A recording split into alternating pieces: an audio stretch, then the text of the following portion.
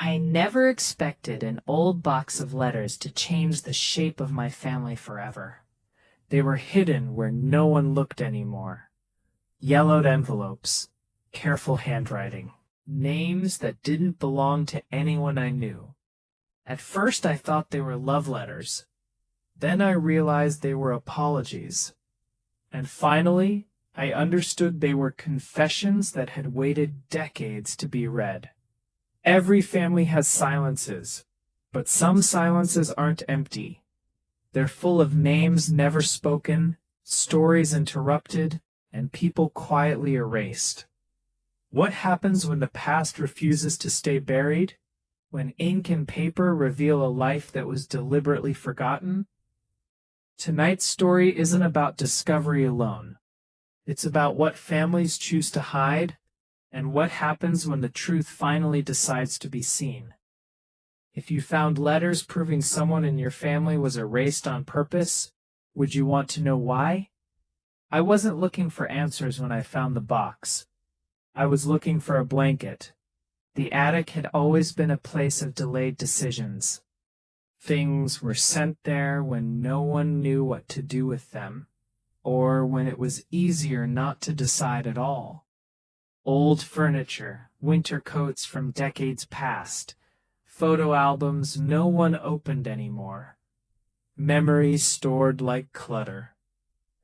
The box was tucked behind a broken suitcase, unmarked, its corners soft with age. No names, no dates, just tape that had dried and cracked long ago. I remember thinking it didn't belong to anyone. That should have been my first warning.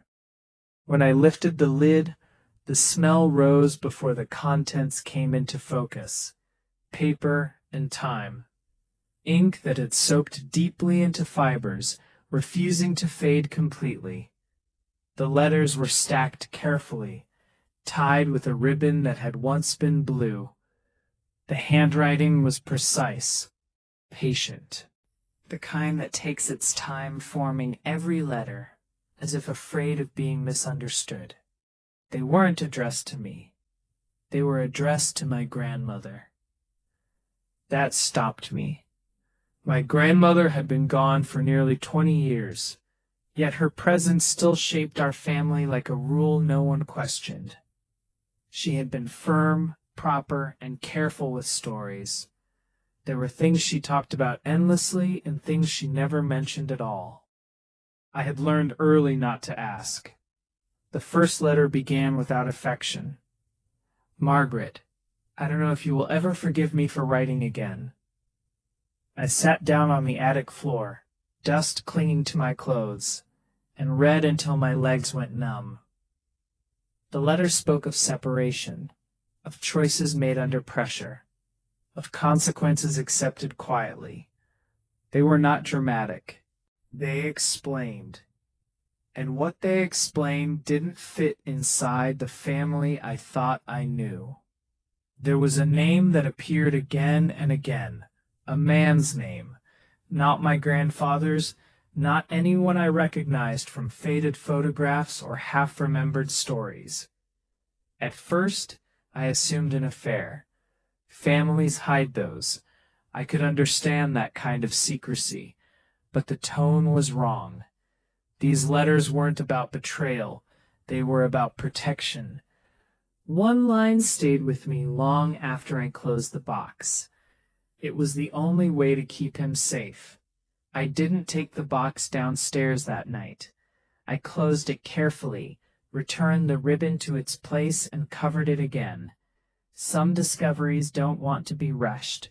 They want to be approached slowly, respectfully. Sleep didn't come easily. The next morning, I asked my mother if she remembered letters belonging to her mother. She barely looked up from her coffee. Your grandmother hated writing letters. That was the first lie, or maybe the first silence. Over the next week, I read every letter. There were dozens, spanning years, written from different addresses, some from cities I had never known my grandmother to visit, others from places that no longer existed under the same name. The man writing never asked for anything. He updated, he waited, he accepted the distance as permanent.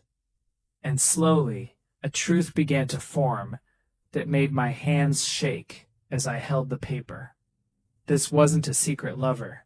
This was family. Someone connected by blood, not scandal. Someone intentionally removed from the story before it was ever told. I searched through photo albums next. Older ones, the kind with black pages and thin plastic overlays. There were gaps where photos had been removed.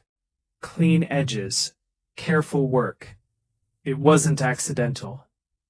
By the time I confronted my mother again, I already knew the answer. I just didn't know why. She listened in silence as I described the letters. Her face didn't change at first. Then, very slowly, she sat down. "You weren't supposed to find those," she said. "Not those aren't real. Not you misunderstood. Just that." "What aren't you telling me?" I asked. She looked past me, toward the hallway where family portraits hung in neat alignment. Generations smiling as if nothing had ever gone wrong. "Some things," she said quietly, "were buried because they were too dangerous to keep alive." That night, I realized the box wasn't forgotten. It was hidden. Now a question come in mind. Why would a family erase someone completely? And who were they trying to protect by doing it? I started with records. That felt safer than people. Paper doesn't lie out of fear. It only reflects what someone decided to write down or what they chose to omit. Birth certificates, census records, marriage licenses. The bones of a family history are always there if you know where to look. Or so I thought. My grandmother's name appeared everywhere, neat and consistent, across decades of documents. My grandfather's too. Addresses matched, dates aligned. Children were listed in perfect order. But there was a space where something should have been. A gap that wasn't large enough to be obvious, but too precise to ignore. In one census record, my grandmother was listed as having one fewer child than I knew she had. In another, the count changed back again, or a correction, or something more deliberate. I searched for the man's name from the letters. Nothing. No birth record that matched the dates he referenced. No marriage license. No death certificate. It was as if the name itself had been written into existence only through ink on private paper, never allowed into public memory. That unsettled me more than if I had found proof of scandal. Erasing a person takes effort. It requires agreement, repetition, silence shared across generations. I returned to the letters again, this time reading them out of order. Patterns emerged. The writer never asked to visit, never crossed boundaries. He wrote like someone who had been instructed carefully on what not to do. One letter stood apart from the rest. The handwriting was tighter. "He's old enough to ask questions now," it read. "I won't answer them unless you say it's time." I read that line over and over. He, not we, not us. The implication settled slowly and heavily in my chest. This wasn't about two adults choosing distance. This was about a child. That night, I asked my mother again. This time, I didn't soften my voice. "Who was he?" I asked. "And why isn't his name anywhere?" She didn't answer immediately. She poured herself a glass of water, even though she hadn't asked for one. Her hands shook just enough to notice. "Your grandmother believed," she said carefully, that some truths damage more than they heal. That's not an answer. She nodded, as if she expected that. He was her brother. The words landed without drama. No raised voice. Just a fact, finally released. My great-uncle? I asked. She hesitated. Half-brother, she corrected. That distinction mattered to her. I didn't know why yet. My grandmother, it turned out, had grown up in a house already crowded with rules and expectations. Her mother remarried quickly after being widowed. The man she married believed in appearances more than comfort, order more than kindness. When my grandmother's mother became pregnant again, the timing didn't align with respectability. The child arrived early, too early to explain without questions. The solution was simple and cruel. The baby was sent away, not abandoned, not unloved. Given to a distant relative with instructions never to speak of where he came from. My grandmother was told he had died. She didn't learn the truth until years later, when she was already married, already a mother herself. That was when the letters began. She tried to bring him back, my mother said, at first, but she didn't. No, she said, she couldn't. Because the same man who had demanded the child be hidden was still alive, still powerful, still capable of making life difficult for anyone who defied him. Protecting one child meant sacrificing another. It was a choice my grandmother carried quietly for the rest of her life. I thought of the tone of the letters then, the restraint, the acceptance. Did he know? I asked. Did he know who she was? He knew everything, she said, except why she stopped trying. The letters slowed after a certain year. Less frequent. That lined up with another discovery I hadn't mentioned yet. A death notice. Small, almost invisible in the archives. A man with the same name, the same birth year. Listed as having no immediate family. He died alone. I didn't say that part out loud. Some truths, I realized, aren't meant to be shared immediately. They need time to settle, to be understood without blame. I asked my mother why no one ever corrected the records, why the truth stayed buried even after the people who enforced it were gone. She looked tired then, older than I remembered. Because by the time it was safe, she said, it felt cruel to reopen a wound no one knew existed. I thought of the box in the attic, carefully hidden, not destroyed, waiting. That night I laid the letters out across my dining table. Dozens of years compressed into paper and ink. A relationship sustained by distance and silence.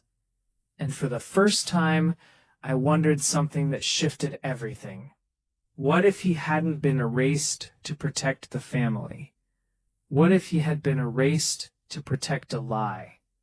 If you discovered your family chose silence over truth for decades, would you forgive them or demand the story be finished? Knowing his name changed the way I searched. Before, I had been looking for evidence of absence. Now, I was looking for a life that had unfolded quietly, parallel to my own family's, never intersecting where it should have. I started with city directories, old ones, the kind that list occupations, boarding houses, and handwritten corrections in the margins. His name appeared there, briefly, like a hesitation. A laborer, then a clerk, then nothing for several years. When he surfaced again, it was in a different state. People who disappear rarely do so by accident. They move when staying becomes unbearable, or when being remembered hurts more than being forgotten. I followed the trail slowly. Library visits turned into long afternoons hunched over microfilm readers, the soft whirring sound becoming familiar, almost comforting.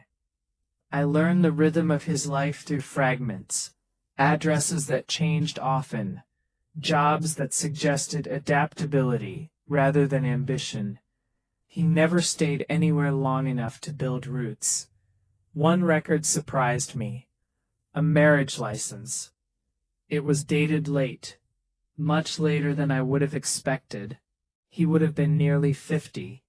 The woman's name was unfamiliar, but her age suggested she wasn't starting over. Two people meeting after life had already narrowed their expectations. There were no children listed. I wondered if that was a choice or another loss absorbed quietly. The letters mentioned her only once. "She knows who you are," he wrote to my grandmother. "She knows why some names can't be spoken." That sentence altered my understanding of him. He hadn't been frozen in longing. He hadn't waited endlessly at the edge of the family that excluded him. He had lived. Not fully, not easily, but deliberately.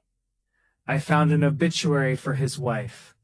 Brief, respectful, it listed him as her surviving husband, followed by a line that read, "No immediate family." The same phrase appeared again when he died, "No immediate family." Technically true, emotionally false. I imagined him filling out forms over the years, hesitating at boxes that asked for next of kin, deciding again and again not to complicate things. Silence can become a habit. As my research deepened, something else became clear. My grandmother hadn't simply hidden him. She had maintained a connection that was invisible by design. Letters instead of visits. Updates instead of involvement. She had loved him at a distance. I struggled with that. It's easier to forgive cruelty than compromise. Cruelty feels wrong immediately. Compromise can disguise itself as necessity. One afternoon, while reviewing hospital admission records, I found a note in the margin of a form, a nurse's handwriting, quick and slightly slanted. Patient requested no visitors. I closed my eyes and let that settle. Somewhere in his final years, he had chosen isolation deliberately. Whether to spare others or himself, I couldn't know. What I did know was this: the absence my family carried wasn't empty.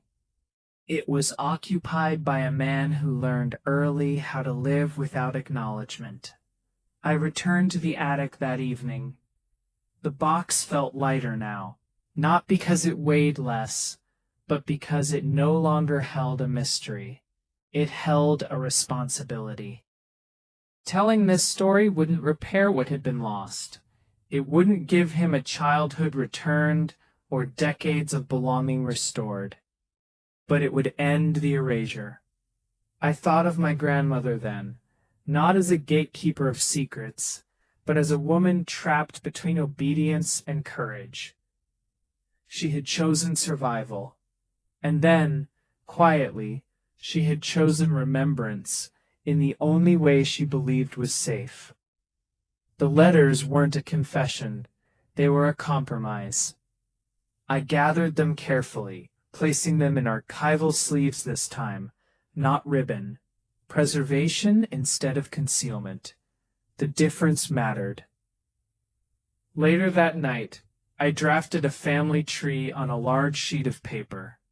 Names written in ink instead of pencil. No erasures. No gaps smoothed over for comfort. His name took its place where it always should have been. Seeing it there felt less like an accusation and more like a correction. The past hadn't changed, but its shape had.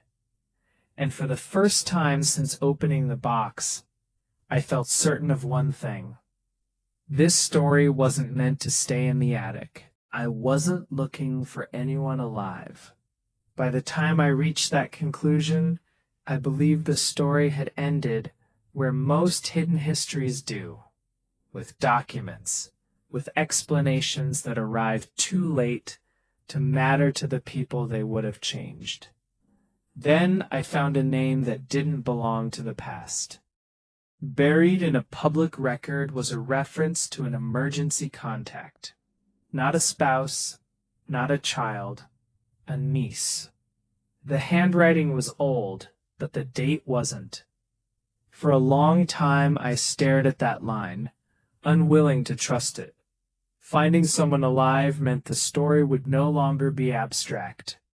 It would require words spoken out loud, questions answered in real time. It meant consequences. I cross-checked the name carefully. There were several women with it, but only one matched the age range. Only one lived close enough to make sense. She was in her 70s, which meant she had lived her entire life without knowing she belonged to ours. I waited 3 days before calling. When she answered, her voice was steady but guarded, the kind of voice that has learned not to expect explanations. I introduced myself slowly.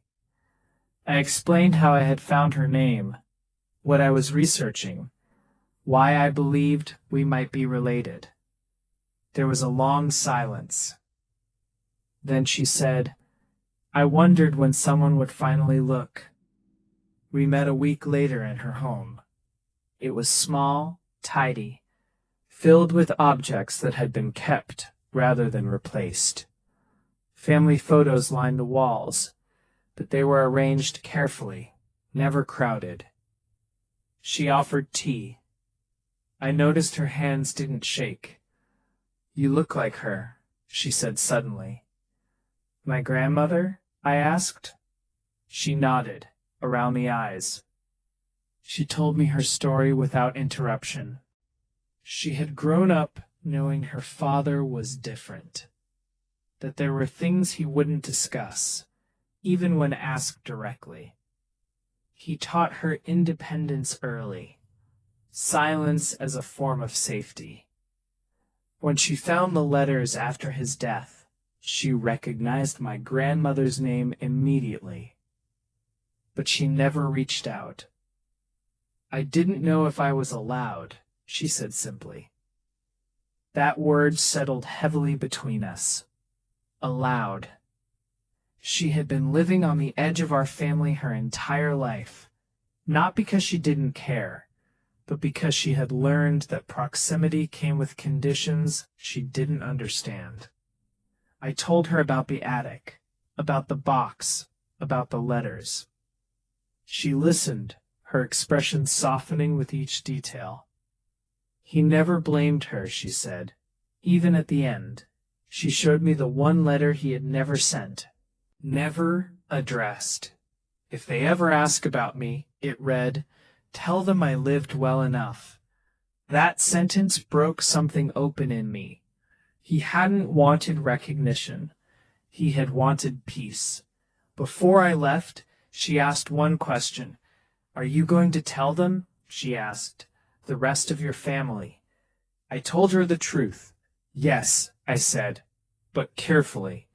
She smiled then, not with relief, with acceptance. "I've waited my whole life to be included," she said. "I can wait a little longer to be understood." As I drove home, I realized the story had changed again. It was no longer about discovery. It was about choice. Whether to preserve comfort or correct history. For the first time I understood what my grandmother had faced and why she had chosen the path she did. But I also knew something she hadn't. Time doesn't heal what silence protects. It only makes the truth harder to place when it finally arrives. Families don't prepare for revelations. They prepare for holidays, for funerals, for polite disagreements that follow familiar patterns. There is a script for those moments. Everyone knows their lines. There is no script for introducing a name that has been deliberately erased. I chose a Sunday afternoon. Not a celebration, not a crisis, just a gathering that felt neutral enough to absorb something heavy. The letters were with me, but I didn't place them on the table right away. Some truths need context before evidence. I started with the box. My mother watched closely, her expression unreadable. Others listened politely, not yet sensing the shift. I spoke carefully, describing the attic, the ribbon, the handwriting. When I said his name out loud for the first time, the room changed. My aunt inhaled sharply. My uncle looked down at his hands. No one asked who he was. They knew. That realization was almost worse than denial would have been. It meant the silence had not been accidental. It had been maintained. I explained who he was, how he fit into the family, why he had been sent away. I did not accuse. I did not dramatize. I told it as a sequence of choices made by people under pressure. When I finished, the room stayed quiet. Then my aunt spoke. She used to cry on his birthday, she said softly. Every year. We never knew why. That was the first crack. Stories emerged slowly after that. Fragments of memory that had never been assembled because no one believed they were allowed to connect. A photograph that had been cut down to remove someone at the edge. A letter that had been destroyed before anyone could read it. A question asked once and answered with a look that warned not to ask again. No one defended the decision to hide him, but no one fully condemned it either. Grief and loyalty are complicated when they share a history. I told them about his daughter, about meeting her, about the letter he never sent. That changed the tone completely. A living relative shifted the story from regret to responsibility. "What does she want?" someone asked. The question revealed more than the answer. "She doesn't want anything," I said. "She just wants to be acknowledged." The room absorbed that. Acknowledgement doesn't require inheritance or rearranging loyalties. It requires honesty. Before I left, my mother asked me something quietly. "Do you forgive her?" she asked, meaning my grandmother. I thought about the letters, about compromise disguised as protection, about a woman navigating a world that punished defiance. "Yes," I said, "but I don't want to repeat her mistake." That night, I wrote to his daughter.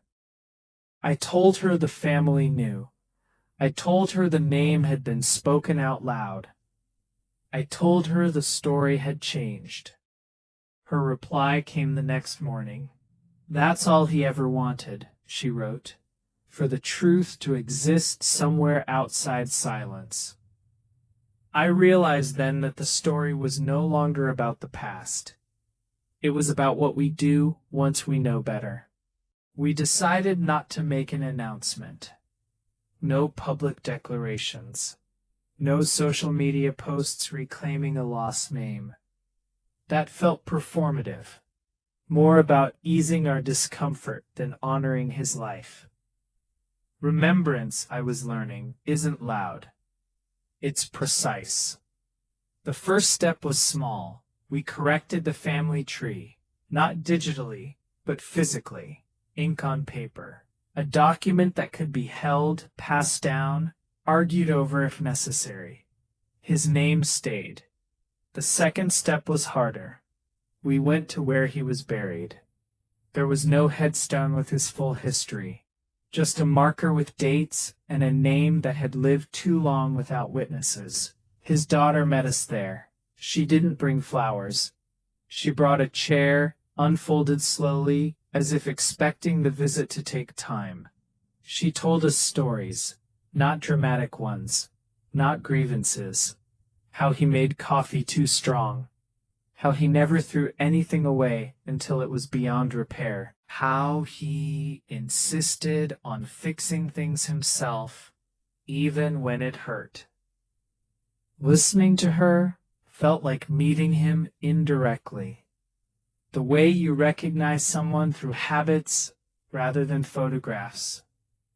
At one point, my mother asked her a question she had clearly carried for years. "Did he ever talk about us?" she asked. His daughter nodded. "Not often," she said, "but always carefully." That word again. Carefully. It followed him through every version of his life. As we stood there, I realized something uncomfortable. Acknowledgement doesn't undo harm. It doesn't return stolen years or rewrite childhoods. What it does is refuse to continue the lie.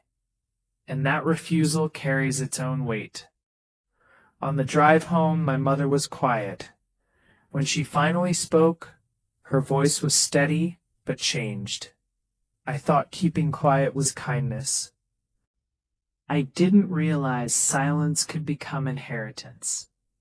That stayed with me. What we don't challenge, we pass down. In the weeks that followed, his name began appearing in conversations naturally, not as a revelation, but as a reference, as if he had always been there, and we were only now catching up. That felt right. I sent his daughter copies of the corrected records. She framed one, hung it beside a photo of her father that had never quite belonged anywhere else. For the first time, she wrote, "He's exactly where he should be." The attic box went back upstairs, but not hidden. It sits on a shelf now, labeled clearly. Anyone who wants to open it can. Some stories don't need protection anymore. They need witnesses. Time didn't rush to fill the silence once his name entered the room. It lingered. At first it felt awkward. Conversations paused when someone referenced the past, as if everyone was checking to see whether it was allowed now. Years of habit don't dissolve just because the truth has been spoken once. But repetition changes things. The second time his name came up, no one flinched. The third time, it was spoken without explanation. By the fifth, it belonged. That was when I understood how families really heal. Not through grand gestures, but through normalization, through letting a truth exist without ceremony. I watched my mother adjust in small ways. She corrected herself mid-sentence when recounting childhood memories, adding him where he should have been mentioned decades ago. It wasn't guilt that motivated her. It was accuracy. Accuracy can be an act of respect. His daughter visited us a month later, not formally. No one introduced her as the relative we never knew. She was simply family. That choice mattered. She brought a small box with her. Inside were items that had never fit anywhere else. A pocket watch, a folded map, a school photograph creased at the edges. Objects that had waited for context. We laid them out on the table. Someone laughed softly when she described how her father always carried the watch, but never wound it, preferring it frozen at a moment he didn't explain. Someone else recognized the handwriting on the back of the photograph. Connections formed where none had been allowed before. At one point, she asked a question I hadn't expected. "Do you think he knew this would happen?" she asked. "That one day his name would come back?" I thought of the unsent letter, of the line he'd written for people he never expected to meet. Tell them I lived well enough. I think, I said slowly, he hoped it might. But he didn't require it. That distinction felt important. He hadn't built his life around recognition. He had built it around survival, then quiet dignity. The acknowledgement was never meant as payment. It was meant as truth. As evening settled, I noticed something subtle. The family portraits on the wall no longer felt complete in the way they once had. They felt edited. Not wrong, incomplete. That realization didn't upset me. It clarified something. Family isn't a fixed image. It's a living record. And records, when corrected, don't erase the past. They refine it. Later, after everyone left, I sat alone at the table where the family tree still lay open. His name sat among the others. Unremarkable now. No longer highlighted by discovery or controversy. Just present. That was the goal all along. Not to elevate him. Not to dramatize the loss. But to place him where he belonged and let him rest there fully known. I folded the paper carefully and placed it with the others, not in the attic, not hidden, in a drawer we open often, because stories that survive silence deserve a future without it. Some truths don't change your life all at once. They settle. They move in quietly, rearranging things when you're not paying attention. A thought here, a sentence there. The way you tell a story shifts without effort because the story itself has shifted. Weeks passed after his daughter's visit, and nothing dramatic followed. No arguments, no sudden closeness that felt forced or artificial, just accuracy. I noticed it in small moments, when my mother spoke about her childhood and corrected herself without hesitation. When a cousin asked a question and received a direct answer instead of a glance meant to close the subject. The family didn't become different people. We became more precise ones. I returned to the attic one last time, not because something was unfinished, but because I wanted to see the box where it had all begun. It looked smaller than I remembered, less ominous. Just cardboard and tape. I opened it carefully. The letters felt lighter in my hands now, not because they mattered less, but because they no longer carried the entire burden alone. They had witnesses. I read the first letter again. I don't know if you will ever forgive me for writing again. This time, I didn't hear apology in his words. I heard patience. He had written as someone who understood time differently. Someone who knew answers might come slowly, or not at all. That understanding had shaped his life. I closed the box and left it open on purpose. Later that day, my mother joined me at the table. She didn't ask permission before touching the letters. She didn't need to anymore. I wish I had known him, she said quietly. So do I replied. The statement didn't carry regret the way it once might have. It carried recognition, acknowledging loss without letting it define the present. Before she left, my mother paused at the doorway. Thank you, she said, for not letting this disappear again. I realized then that the story wasn't only about the man who had been hidden. It was about everyone who had learned to live with silence and finally chose something else. The truth didn't demand punishment. It didn't demand confession. It asked for space. And now it had it. That evening, I added a final note to the family records. Not an explanation. Not a justification. Just a sentence. He was part of us, even when we didn't say his name. That felt like enough. Some stories don't need an ending that closes them completely.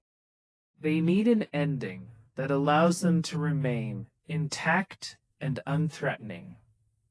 The past didn't change, but the future did. After the truth settled, something unexpected followed. Not relief, not closure, responsibility. Knowing a story changes the way you move through the world. It alters what you allow to remain unspoken and what you choose to correct, even when it would be easier not to. I noticed it first in myself.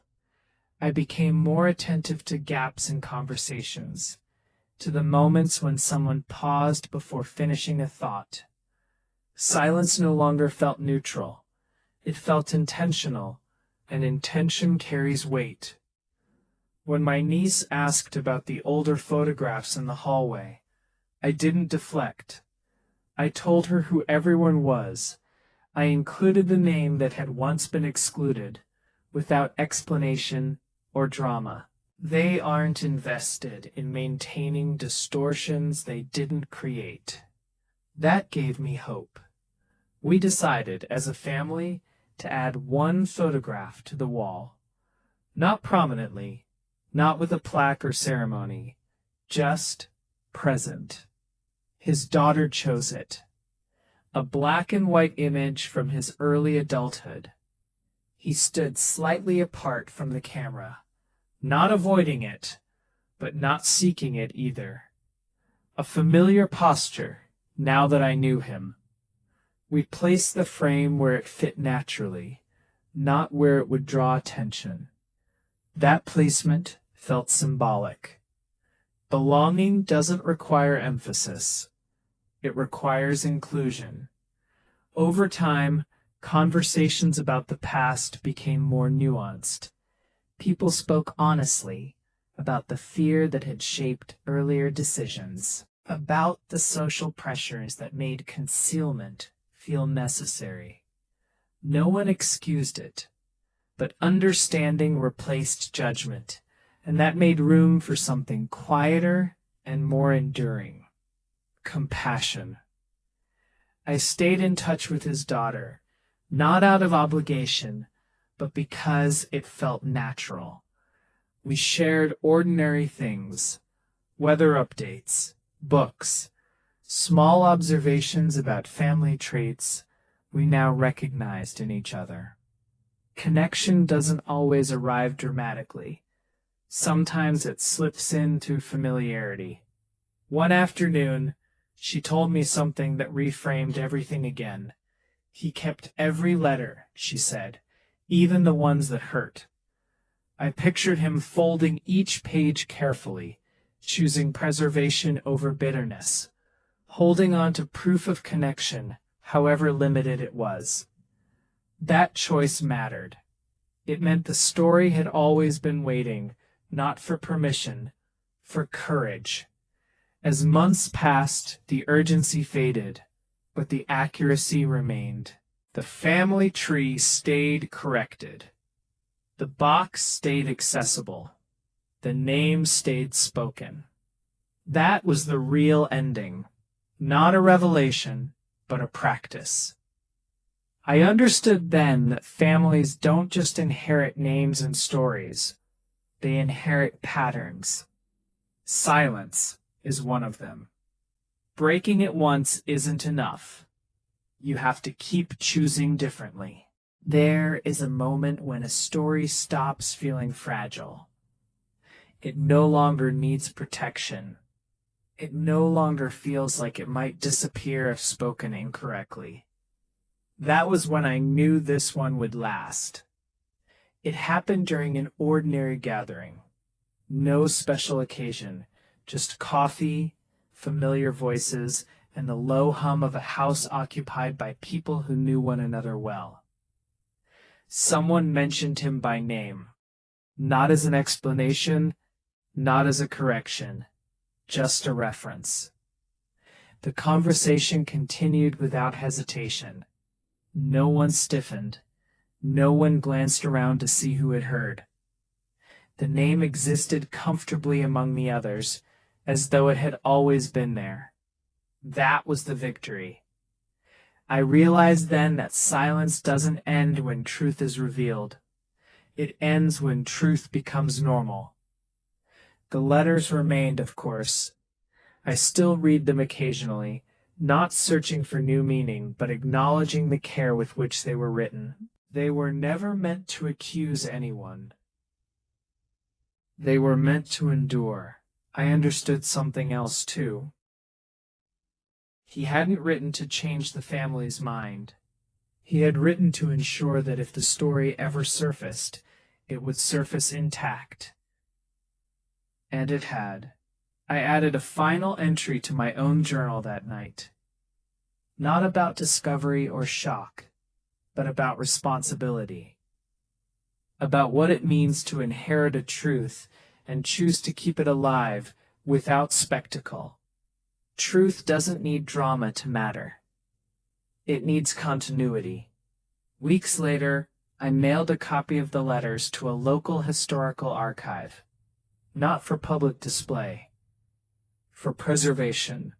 Stories deserve witnesses beyond those who lived them.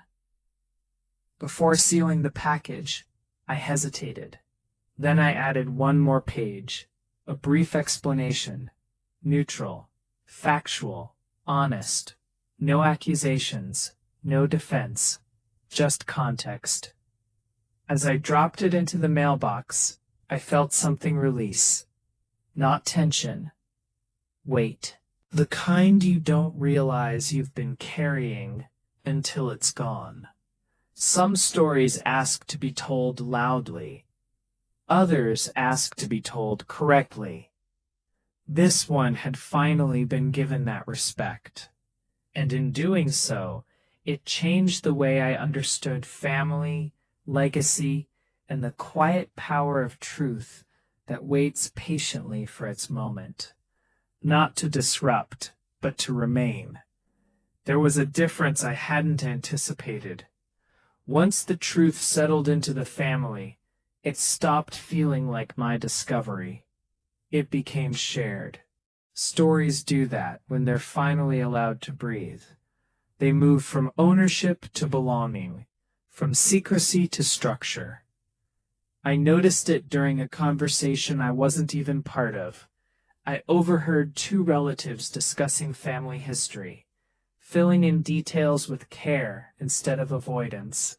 No hesitation. No lowered voices. Accuracy had become instinct. That was when I understood the shift was complete. The story no longer required a guardian. At the next family dinner, the photograph stayed on the wall without comment. The letters rested in their box, undisturbed but accessible.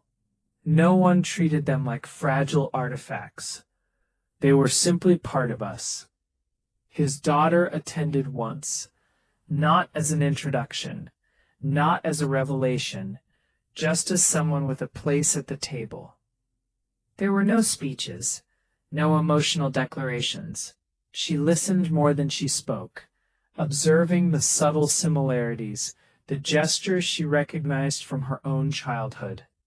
Later, she told me, it feels familiar in a way I didn't expect. Familiarity is the quietest form of acceptance.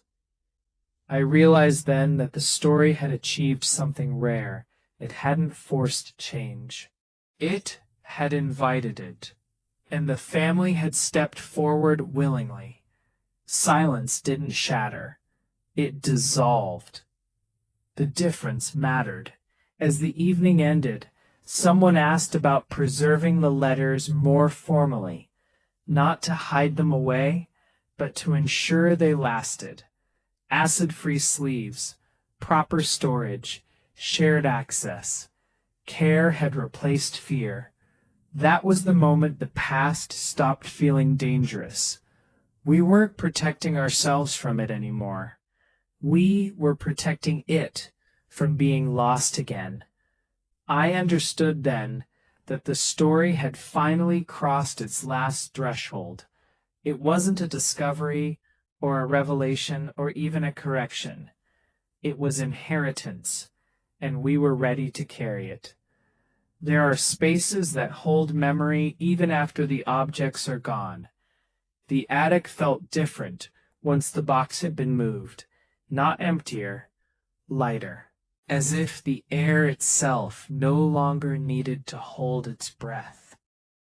I climbed the stairs slowly, noticing details I had ignored before. The creak of the third step, the faint scent of old wood and paper.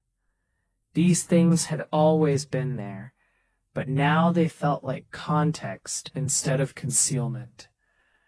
I stood where the box once rested.